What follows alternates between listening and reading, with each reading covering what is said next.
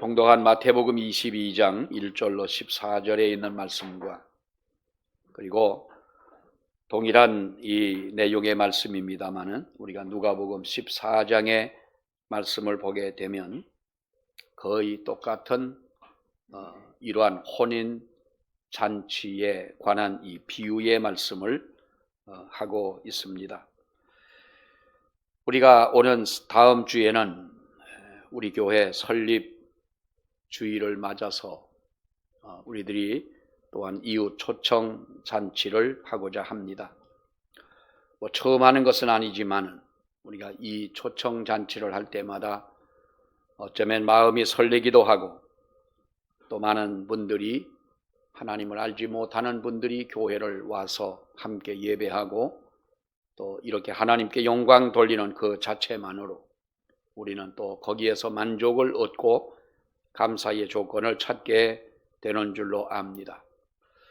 저는 사실 옛날에는 그랬습니다. 무슨 교회에 어떤 선거철이 되면 국회의원들이 찾아오고 또 때로는 어떤 유지라는 분들이 오고 교회와 관계없는 이런 분들이 와서 예배를 드리는 그 모습을 저는 사실 부정적으로 생각을 했습니다마는 언제부턴가 성경을 보면서 사도 바울이라고 하는 분의 그 선교를 보게 되면 그런 자기가 만나는 사람들에게 하나님의 복음을 전하고 만나는 자체를 바로 전도의 기회로 삼고 어떻게든 하나님의 복음을 전할 수 있는 바로 그러한 일이라면 목숨을 걸었던 바울의 그 삶이 너무나 귀했고 또 하나님을 알지 못하는 사람이라 할지라도 이유야 어떠했든 우리가 그들이 와서 하나님 앞에 예배를 드리는 가운데 하나님의 말씀을 듣는 바로 기회를 갖게 된다는 그 자체가 너무나 귀하다는 것이지요. 하나님께서는 이런저런 방법을 통해서 사람을 불러내시고 또 말씀을 듣는 가운데 하나님이 우리의 마음을 만져주시고 우리를 붙잡아 주시고 축복하실 때 하나님의 큰 은혜를 받게 되는 줄로 믿습니다. 사람들은 그럽니다. 예수를 믿으라고 하면 때로는 비아냥거리는 이야기지만은 하나님이 살아계심을 보여주면 내가 예수님을 믿고 예수님의 제자가 되고 교회를 나가겠다라고 하는 이야기를 합니다. 여러분, 그러나 우리는 정말로 우리가 하나님을 보여줄 수는 없는 것이지요. 최초의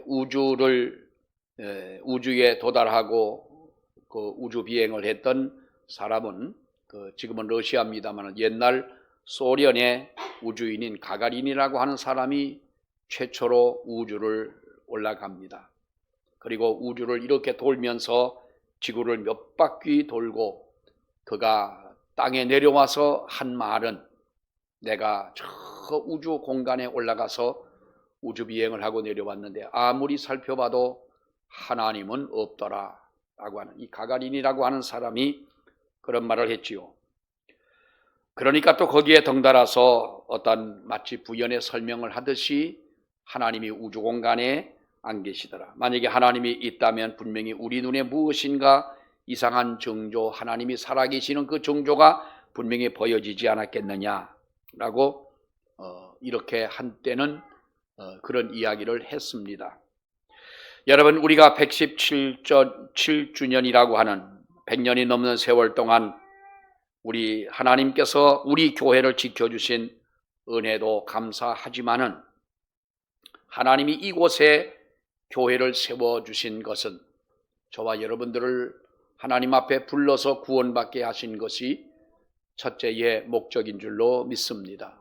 물론 우리는 곡수교회가 아니더라도 우리는 예수를 하나님의 택한 백성으로 어디서나 우리는 예수를 믿을 수 있고 또 우리는 그리스도인이 될 수가 있지만은 이곳에 하나님께서 교회를 세우신 것은 바로 교회가 감당할 사명을 또한 주셨다고 하는 것을 잊어서는 안 될 것입니다. 교회는 무엇보다도 교회라고 하는 것은 여러분 우리가 어떤 사교적인 그러한 기관도 아니고 교회는 단순히 배우고 가르치는 그러한 교육기관도 아닙니다. 교회는 사회의 봉사만을 하려고 여러분 또한 세워진 것도 아닙니다. 하나님의 말씀을 듣고 하나님 앞에 기도하고 예배하고 하나님께 영광 돌리는 것이 교회를 세우신 목적이고, 또 하나 교회의 사명은 우리가 하나님의 복음 전파를 제대로 감당할 수 있도록 하기 위해 하나님이 이 모든 세상에 교회를 세워주신 줄로 믿습니다. 어떤 분이 그럽니다. 우리 곡수교회가 117년이 됐다고 그러면 이 시골에 그렇게 교회가 오래전에 세워졌습니까? 하나님의 은혜로 세워졌습니다. 이렇게 얘기하지만 의아해합니다. 아니 그곳에 어떻게 그 과관련 선교사라고 하는 그분은 정말 한국에 와서 많은 영향을 끼친 선교사님이고, 우리 총신에서 외국인으로서는 최초로 설교학을 강의한, 설교학 성경학을 강의한 교수이기도 했고, 또 이쪽 동부 지역을 선교 지역으로 삼아서 이렇게 정말로 많은 교회를 세우고 영향력을 끼친, 복음의 영향력을 끼친 바로 그러한 선교사님이었는데, 어떻게 그분이 양평의 곡수라고 하는 곳에 와서 하나님의 교회를 세우셨을까? 물론 그 당시에는 우리가 지금과는 다른 어떤 문화 속에 있었고, 117년 전 이곳은 또 다른 우리가 어떠한 그 많은 사람들이 모이는 그러한 곳이었기 때문에 일찍이 하나님의 교회가 세워지게 된 줄 압니다마는, 그러나 우리는 어떻게 해서라도, 무엇을 해서라도 하나님의 교회를 세우신 그 교회의 목적은 하나님의 복음을 전파하는 것이 바로 하나님이 기뻐하실 일이고 하나님이 교회에 주신 사명이라고 하는 것입니다. 문제는 여러분 우리들입니다. 하나님이 원하시는 그 목적을 위해서 우리는 지금 기도하고 있느냐라고 하는 것이죠. 어떤 분이 그런 얘기를 합니다. 얼마 전에 와서 자기가 어느 날 하나님 앞에 나가 기도를 하는데 지금까지 기도하는 중에 달라고만 했다는 거예요. 우리도 기도할 때 그렇잖아요. 하나님 건강도 주시고 우리 가정도 지켜주시고 자식들에게 복을 주시고 좋은 직장도 주시고, 우리는 하나님께서 정말로 주실 만한, 하나님으로부터 받을 만한 그런 삶도 살지 못하면서 우리가 그렇게 달라고만 여러분 기도하잖아요.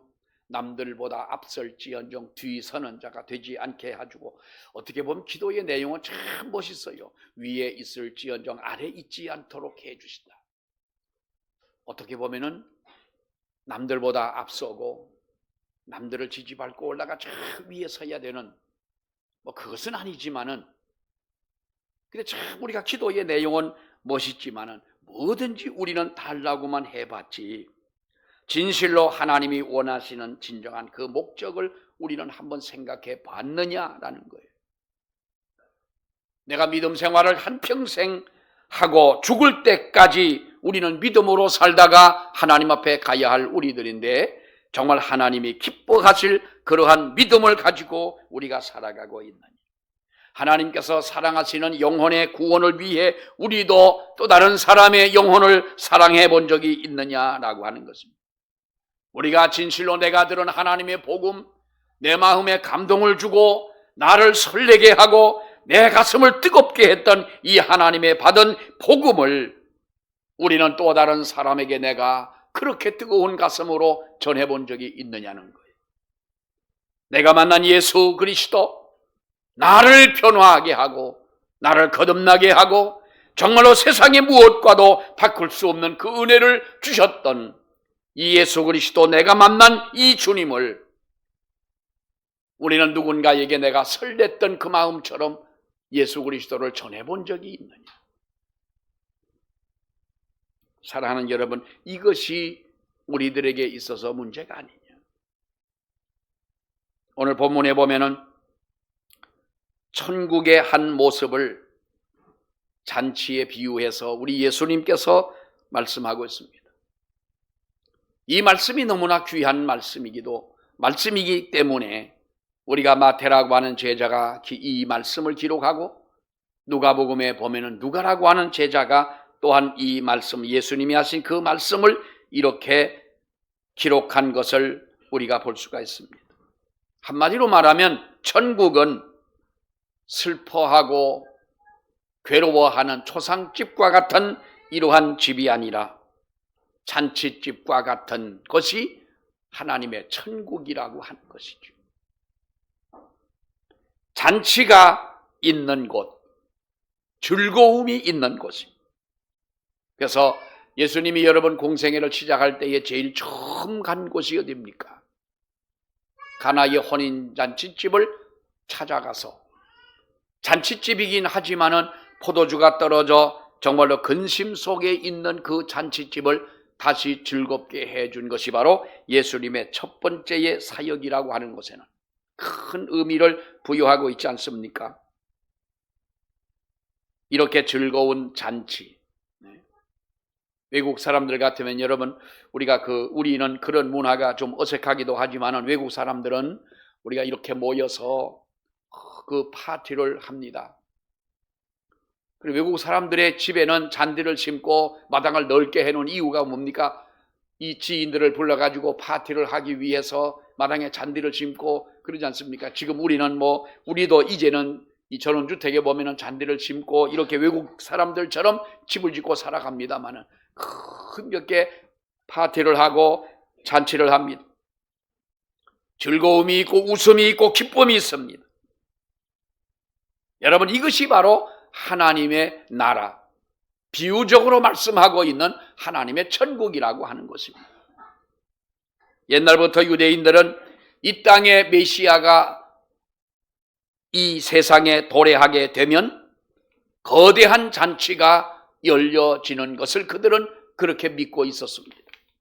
그리고 그 잔치의 주인공은 메시아지만은 그 잔치에 참석할 수 있는 사람은 반드시 유대인이어야만 한다는 것이죠. 만에 하나라도 이방인이나 죄인들이 참석할 것이라고는 꿈에도 그들은 생각하지 않았습니다.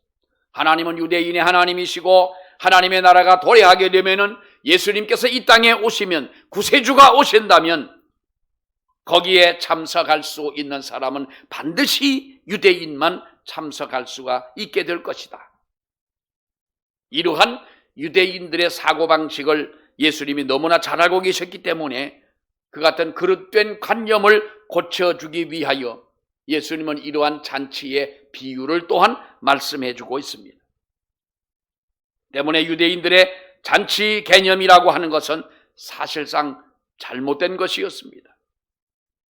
분명한 것은 메시아를 모시는 이 잔치는 특권 중에 전유물이 아니라고 하는 거지요.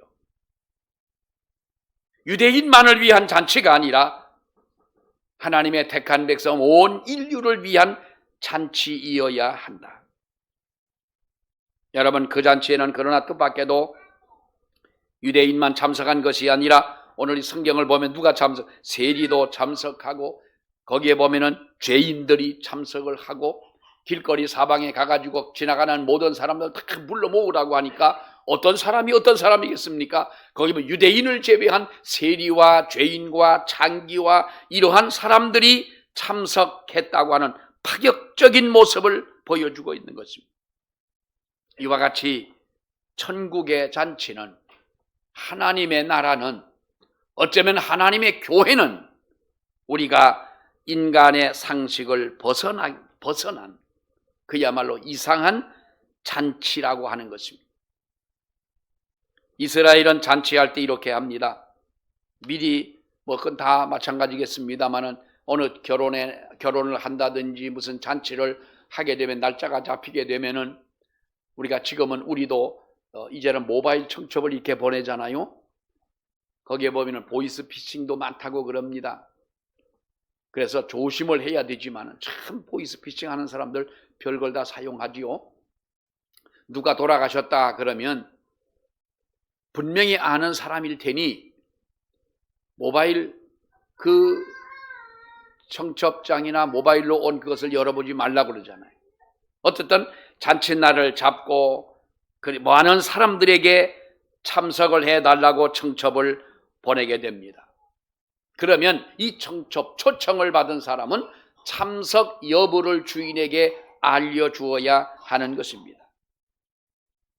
그 다음 정한 날에 잔치가 다 준비가 되면 종들을 보내가지고 초청한 사람들을 모셔오도록 되어져 있는데, 만약에 내가 참석을 하겠다고 약속을 해놓고도 당일에 불참하는 것은 주인에게는 대단한 모욕이 아닐 수가 없는 것입니다. 그런데 오늘 바로 본문의 말씀을 보니까 약속한 사람들이 이 핑계 저 핑계를 대면서 참석하지를 않았다고 그랬습니다. 주인이 쉽게 말하면 화가 난 거예요. 그래서 어떻게 합니까? 종들을 불러가지고 어떻게 초청한 사람들이 이렇게 핑계를 대고 안 올 수가 있겠느냐? 너희들이 길거리에 나아가서 아무나 데려다가 이 잔치 자리에 앉게 해라. 다음 주일에는 아마도 우리는 맛있는 점심을 먹을 것 같은 예감이 있습니다. 맛있는 뷔페를 불렀거든요. 그런데 제가 믿음이 적어가지고 몇 인분을 불러야 되잖아요. 거기서 몇 사람의 먹을 것을 불러야 되는데 150인분만 불렀어요. 선착순입니다, 여러분. 늦게 오는 분은 여러분 150명에 포함되지 못하면 점심도 못 잡습니다. 뭐 그럴 일은 없겠지만은 잔치에 참석을 하겠다고 해놓고 참석하지 않는 그것은 정말로 주인에 대한 대단한 모욕이 아닐 수가 없다는 거죠. 여러분, 오늘 비유의 말씀을 보면 무엇을 말합니까? 이 잔치집의 주인은 하나님이시고 본래 초청을 받은 사람들은 유대인이었습니다. 그런데 그 유대인들은 오랜 세월 기다리며 잔칫날을 손꼽아 기다렸지만은, 그러나 정작 메시아가 오셨을 때에도 그들은 이 메시아의 천국 잔치에 그들은 참석하지 않고 모두가 그들은 잔치를 거부해버리고 맙니다. 이 잔치 자리는 빈 자리를 그대로 둘 수가 없으니까 하나님께서 어떻게 합니까? 초청한 잔치석이 텅 비게 된 이 자리는 너희들이 길거리에 나가서 이방인들을 불러다가 누구라도 불러다가 이 자리를 채워놔라. 여러분, 이 잔치에 참석할 수 있는 사람은 어떤 사람들이겠습니까? 본문에 나타난 이 잔치의 특징을 보게 되면 여러분, 잔치라고 하는 것은 무엇보다도 기쁨이 있다는 겁니다. 기쁨입니다. 4절에 보면은 소와 살찐 짐승을 잡는 즐거운 잔치라고 말씀을 하고 있습니다. 하나님께서 우리 인간을 만드셨을 때, 처음 만드셨을 때 에덴 동산에서 우리를 누구의 형상으로 만들었다 그랬어요? 하나님의 형상으로 우리를 만들었다는 거예요. 하나님의 형상이라고 하는 것은 여러분 뭘 말합니까? 우리의 모습이 하나님을 닮았다는 것이 아닙니다. 영적인 의미에서 우리의 속 사람을 하나님의 성품을 담도록 만들었다는 거죠. 하나님이 근심하고 고민하고 걱정하고 슬퍼 울고 그러시는 하나님이겠습니까? 하나님은 거룩하신 하나님이고 진리의 하나님이고 의로우신 하나님이시지만은 하나님의 속성은 평강과, 그래서 샬롬, 평강과 우리에게 주시는 놀라운 기쁨과 희락과 화평과, 이것이 성령의 열매 중에 말씀하고 있습니다만, 성령의 열매라고 하는 것은 바로 하나님의 성품 아니겠어요? 우리를 그렇게 살도록 하나님이 만들어 놓으신 줄 믿으시기 바랍니다. 그러면 우리가 어떻게 세상 인생을 살아야 되느냐? 고민하고 걱정하고 슬퍼하고 이렇게 살라고 우리를 만드신 것이 아닙니다. 요즘에 젊은 사람들이 자기가 하고자 하는 일이 안 될 때는 여러분 어떻게 합니까? 지난주에는 우리 25살밖에 안 되는 젊은 배우가 세상을 떠났죠. 물론 우리가 사람들에게 알려지게 되고 공인이 되게 되면 자기 처신도 잘해야 되지만은 여러분 25살밖에 안 된 사람이 한 2년 전에 뭐 술을 먹고 교통사고를 내고 한 건 잘못이지만은 그 어린 나이에 했던 것을 어른들이 앉아가지고 그렇게 쪼아대니 그 어린 아이가 어떻게 살겠어요? 더더구나 우리가 동치미 연극에 캐스팅을 했다가 그 다음날 어떻게 정말 귀신은 있긴 있나 봐요. 어떻게 그걸 알고 가가 동치미에 캐스팅을 해가지고 이제 뭐 연기에 제기를 하려고 연극으로 제기를 하려고 한다 그래가지고 우리 집사님이 또 어떻게 했습니까? 캐스팅 했다가 그걸 또 뺐잖아요. 할 수 없이 안 되겠습니까?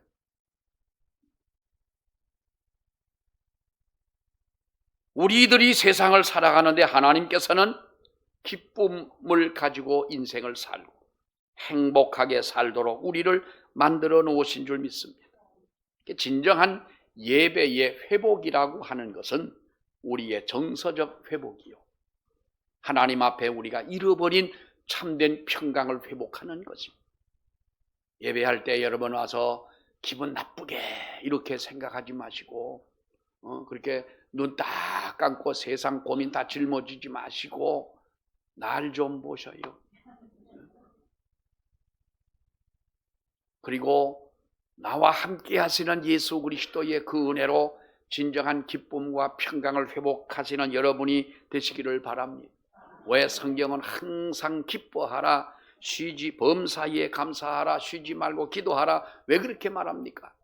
우리가 여러분 어떻게 항상 기뻐할 수가 있습니까? 예수 그리스도가 없다면 그렇게 살 수 없지만 여러분 시계를 배터리를 교환을 해 놓으면 이 시계가 몇 년을 돌아갑니까? 시계마다 다 다르겠지만은 제가 차고 있는 시계는 배터리를 교환을 해야 되는데 교환해야 하는 시계인데 한 번 배터리를 넣어 놓으면 어떤 때는 5년을 갔어요. 집에 섰길래 가져갔더니 너무 배터리 교환을 빨리 안 해가지고 이게 좀 고장난 부분도 있고 해서 수리를 했는데 여러분 배터리를 집어 넣어 놓으면 이 시계는 계속 돌아가는 거예요. 밤에도 돌아가고 낮에도 돌아가고 비가 와도 돌아가고 바람이 불어도 돌고. 무슨 힘으로? 그 배터리의 힘으로. 우리 마음속에 주님이 계시고 하나님의 은혜가 있다면 우리의 마음속에는 잔치집의 즐거움과 같은 평강과 기쁨이 있을 줄 믿습니다. 잔치는 은혜입니다. 여러분 오늘 이 성경에 보면 천국 잔치에 초대된 것은 순전히 하나님의 은혜로 참여하게 되었다는 것입니다. 이루어졌다는 것입니다. 유대인들처럼 무슨 특권을 가지고 자동적으로 참여하는 것이 아니라 철저하게 하나님의 은혜로 뜻밖의 우리는 이 귀한 잔치에 참석을 하게 된 것이고 은혜를 받는 그런 잔치가 됐다고 하는 것입니다. 9절의 말씀을 보게 되면 이렇게 말하죠. 사거리에 가서 만나는 대로 너는 데려오라는 거예요. 큰 길이나 옆길이나 어디에서나 너희는 지나가는 사람들을 불러다가 이 왕의 잔치에 참여할 자격은 없지만은 그러나 모든 사람들을 이 잔치에 들어와 앉게 해주라. 그러니까 어떻게 보면 오늘 성경이 말씀하고 있는 이 잔치는요, 순서도 잘못됐고 격식도 없고 정말로 모든 것에 맞지 않는 그런 이상한 잔치가 아닐 수가 없습니다. 단지 지금 초대받은 사람들이 오지 않자 주인의 관대한 초대로 지나가는 모든 사람들을 이렇게 불러들였다고 하는 것입니다. 그래서 빈자리를 채우라는 것이죠. 우리가 예수 믿는 것이 우리 자격이 있는 것은 아니잖아요. 내가 많은 지식을 가졌기에, 내가 많은 재물을 가졌기에, 남들보다 더 잘생겼기에 하나님은 나를 부르신 것이 아니라 우리를 부르신 것은 하나님의 은혜인 줄 믿습니다. 거저 주신 은혜요. 또 하나 이 잔치는 조건부 잔치라고 하는 거예요. 여러분 12절에 있는 말씀을 보면 이르되 친구여 어찌하여 예복을 입지 않고 여기 들어왔느냐 하니 그가 아무 말도 못했더라. 임금이 잔치를 벌려놓고 초대받은 사람들이 오지 않자 길거리에 나가 지나가는 사람들을 불러다가 이 잔치의 숫자를 채우고 난 뒤에 임금이 보려고 한즉 모든 사람들이 잔치에 앉아 있는데 어떤 사람은 예복을 입지 않고 왔더라는 거예요. 어떻게 보면 이 말씀과는 조금 거리가 있는 말씀이라고도 볼 수가 있겠어요. 이미 초청장을 받고 그날을 알고 준비한 사람이라면 예복을 입을 수도 있지만은 길거리에 있는 사람들을 불러다가 앉혀놨는데 예복을 입은 사람들이 얼마나 되겠느냐는 거지. 그러나 이것은 우리가 어떠한 상황보다는 이 잔치에 참여할 수 있는 사람의 진정한 그 자격 그리고 어떤 조건을 말씀을 해주고 있습니다. 길가에 나가서 아무나 데려왔다고 하는 것은 관대한 그러한 처분이 아닐 수가 없지만은 그렇다면 우리는 하나님 앞에 부름받은 우리들이 어떠한 것을 가지고 입장권을 가지고 들어갈 수가 있느냐. 최소한의 예의를 갖추는 우리가 돼야 되지 않겠냐. 여러분 적어도 그 하나님 은혜의 고마움을 느끼는 성도라면 우리는 하나님 앞에 예배하는 가운데 진실을 가지고 나와야 될 줄로 믿습니다. 은혜는 선물입니다. 그러나 거기에는 선물에는 우리들의 책임이 따른다고 하는 것입니다. 또한 따른다고 하는 것은 우리는 잊어서는 안 된다고 하는 것이지요. 이제 우리는 은혜 받기 이전의 생활로 돌아가서 그 생활을 계속할 수 없는 우리들 아니겠습니까? 예수를 믿고 신앙을 고백한 우리들이라면 하나님이 살아계심을 믿는 우리들이라면 우리가 과거에 은혜 받기 전에 죄의 생활 속에 과거의 생활로 우리는 돌아갈 수 없는 우리들이 아니냐.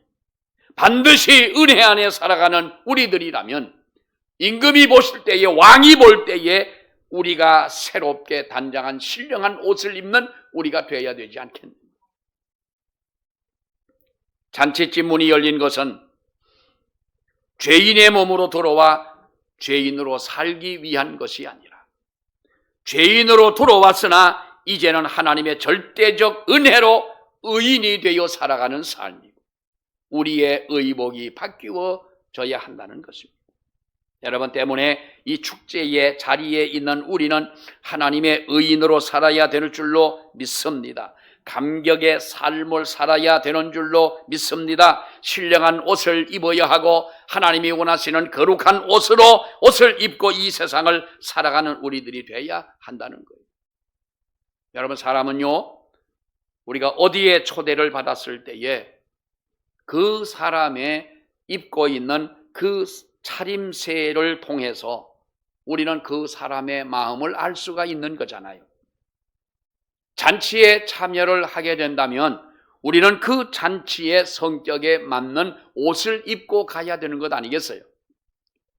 정말로 훌륭한 어떤 이런 성악가들이 나와가지고 노래를 부르고 하는 그 축제의 자리에 들어가는데 청바지를 입고 쓰레빠를 신고 머리도 머리가 개성이니까 그렇다 치더라도 우리가 아무 옷이나 입고 작업복을 입고 들어갈 수가 있지 않겠느냐. 주인에 대한 예의가 뭡니까? 그 사람이 나를 불렀을 때에 그 사람의 격에 맞는 옷을 입고 가자. 친구의 자녀가 결혼을 하는데 우리가 여러분 집안에서 입던 그러한 옷 최소한의 예의를 보이지 않고 그렇게 우리가 만약에 간다면 이것은 여러분 우리가 예의가 아니지요. 하나님의 잔치에 참여할 때도 마찬가지라는 거예요. 그렇다고 비싼 옷을 입고 교회를 나오라는 말은 아닙니다. 어떤 정신과 어떤 마음과 어떤 자세로 우리가 하나님의 교회에 나와야 되느냐. 예배당에 가는 것이 옷자랑이 돼서도 안 되잖아요. 우리 집안에 어떤 사람이 교회 잘 다니냐? 나 교회 안 다녀요. 서울에 사는데 나 교회 안 다닌다. 안 다닌다는 말에 뭔가 삐진 것 같아요. 왜 그러냐 그랬더니 구역예배를, 그때는 집에서 구역예배를 드리는데, 잘 사는 사람들이, 강남의 모 교회인데 권사라는 사람들이 자기네 집에 와가지고 구역예배를 드리고, 구역예배는 잠깐 드리고 나서 이렇게 다과를 하고 차를 마시고 얘기를 하는데 쭉 앉아가지고 자기가 입고 있는 이 모피가 몇 천만 원짜리고, 이 가방이 뉘똥인지 모르는 그 가방을 가지고 와가지고 이게 무슨 몇백만 원짜리니 하고, 우리 며느리가 유럽에 여행을 갔다가 왔는데 가가 이걸 사가지고 왔다고 자랑을 하는데, 자기가 대여섯 명 앉아 있는 그 사람들이 가지고 있는 걸 계산해 보니까 수억이 되더라는 거야. 근데 삐져가지고 교회 안 나가는 그 사람도 잘 살아요. 누구라면 알 수 있는 어떤 기업의 며느리인데, 그러고 보니까 우리 집안에 그런 사람도 있어요. 삐져가지고 교회를 안 나간다는 거예요. 강남의 큰 교회면 무엇을 하겠고, 그렇게 몸에 두르고 다니는 것이 수천만 원, 몇 억이면 여러분 무엇을 하겠습니까? 하나님의 교회에 우리는 옷자랑하러 가는 것이 아니고, 여자분들은 그렇잖아요. 누가 안 보던 옷을 입고 오면 꼭 한번 찔러보는 거예요. 왜 요즘에 이 페이스북에 보면은 누가 콕 찔렀다는 거예요. 난 아직도 이해가 안 되는 게 왜 나를 찔렀냐 그러는 거예요. 콕 찔렀대. 그 옆에 보니까 나도 찔러보겠어. 나도 한번 찔러봤어. 근데 그쪽에는 아무 말도 안 하고 또 얼마 있다가 보니까 나를 또 찔렀다는 거예요. 어린 애들 같으면 내가 이해를 하지만, 나이가 60이 넘고 70이 다 된 양반들이, 장로님들, 목사님들이 되셔가지고 남 옆구리만 쿡쿡 찌르고 있으면 되겠어요? 그건 안 되지. 물론 그거야 우리가 카톡이나 그런 걸로 서로 그저 어떤 자기 의사를 이렇게 표현하는 것이겠습니다만은, 사랑하는 여러분, 우리가 하나님께서 우리에게 원하시는 것은 무엇입니까? 세상적인 어떠한 것을 가지고 시비 걸지 말고, 남이 어떠한 옷을 입고 왔던 좋은 옷을 입고 왔으면 정말로 어울린다 이렇게 얘기하세요. 잘 좀 쳐다보고, 요거 어디서 났어? 아니, 어디서 나긴 어디서 났겠어? 공장에서 만들어서 판매원이 팔아가지고 돈을 주고 사서 입었겠지. 그거 몰라서 물어? 그렇게 묻지 말고, 아이고 권사님은 원래도 멋있는 권사님인데 이 옷 입으니까 정말로 멋있네. 나는 권사님의 그 얼굴 만날 때마다, 권사님 얼굴 볼 때마다 나는 얼마나 마음이 좋은 줄 몰라. 좀 이렇게 좀 말을 하지. 이거 어디서 났어? 얼마 주고 샀어? 그럼 보태줄래? 보태주지 않으려면 묻지를 말어. 그것도 수준이요, 수준. 목사님 넥타이 멋있네요. 그건 괜찮아. 내가 더 이상 얘기 안 하고 있어요. 사랑하는 여러분, 우리가 하나님 앞에 축제인 천국 잔치에 거절한 사람들이 있습니다. 오늘 성경에 보면 누가복음 14장에는 더 자세하게 말합니다. 소를 샀기 때문에 못 가겠다, 밭을 샀기 때문에 못 가겠다, 장가를 들었기 때문에 못 가겠다, 그럼 이유야 여러분 당연합니다. 그렇기 때문에 못 간다고 하지만, 오늘 이 비유 가운데 우리에게 말씀하고 있는 내용이 무엇입니까? 잔치를 준비한 임금은 하나님이십니다. 초대된 사람들은 하나님의 택한 백성들입니다. 그들을 나가서 불러들이는 종들은 먼저 믿은 우리 성도들이라고 하는 것입니다. 나가서 전도를 했더니 하나의 결과를 가져오지 못합니다. 그러니까 어떻게 합니까? 4절에 보면 다시 다른 종들을 보냈더라 그랬어요. 여러분, 이 말씀에 우리는 보다 더 이 말씀의 의미를 여러분 알아야 됩니다. 내가 감당하지 않는다면 하나님은 또 다른 종들을 쓰실 수도 있다는 것 아니겠어요? 내가 할 수 있는 동안 최선을 다하고 열심을 다해야 되는 줄로 믿습니다. 중요한 것은 이 잔치에, 이 결과적으로 이 잔치에서 말씀하고 있는 핵심적인 내용이 뭡니까? 왜 예복을 입지 않고 이 자리에 너는 들어와 있느냐? 이 잔치에 어울리지 않는 옷을 입고 왔느냐? 아직도 하나님께서 원하시는 진정한 그 뜻을 너는 모르겠느냐? 개그맨 전유성 씨라고 있죠. 잘 아시죠, 여러분? 그분이 쓴 책을 보면 하지 말라는 것은 다 재밌다라는 책이 있어요. 참 그 양반 스타일로 제목도 써서 하지 말라는 것은 다 재밌다. 먹지 말라는 것은 다 맛이 있고 보지 말라고 하는 것은 더 매력이 있다는 거예요. 이 내용은 우리 인간 속에 그가 말한 것은 아니지만 얼마나 우리의 마음 속에 악한 것이 있느냐. 사랑하는 여러분, 하나님은 지금도 우리를 잔치를 베푸시고 우리를 불러주십니다. 그 잔치에 합당한 우리들의 삶이 돼야 되는 줄 믿습니다. 다음 주 우리가 귀한 잔치를 합니다. 여러분, 하는 이유가 무엇이겠습니까? 117주년이 됐기 때문에, 교회 설립 기념 때문에 하는 것은 아니잖아요. 어떻게 하든 한 생명이라도 하나님 앞으로 그 기회를 통해서 우리가 불러낼 수 있다면, 한 사람이라도 하나님 앞에 회개하고 돌아와 구원함을 받는다면 우리는 그보다 더 귀한 것은 없을 줄로 믿습니다. 한 주간 동안 기도하면서 여러분들이 정말로 많은 분들을 초청할 수 있는, 그래서 귀한 잔치가 되고 하나님께 영광 돌리는 놀라운 역사가 있기를 축원합니다. 기도하겠습니다. 하나님의 은혜를 감사합니다. 아버지께서 우리를 사랑하셔서 주님의 말씀 속에 날마다 우리 그를 거하시게 하시고, 오늘도 하나님 부르셔서 거룩한 주의를 지키며 아버지께 영광을 돌릴 수 있게 하심을 주여 감사합니다. 날마다 귀한 잔치에 초청하는 것처럼 우리를 주님이 부르셔사오니 우리가 잔치에 합당한 옷을 입고 우리도 열심히 나아가 많은 사람을 이 잔치로 초대할 수 있는, 이끌어 올 수 있는 우리 모든 종들이 되게 하시옵소서. 예수님 이름으로 기도하옵나이다. 아멘.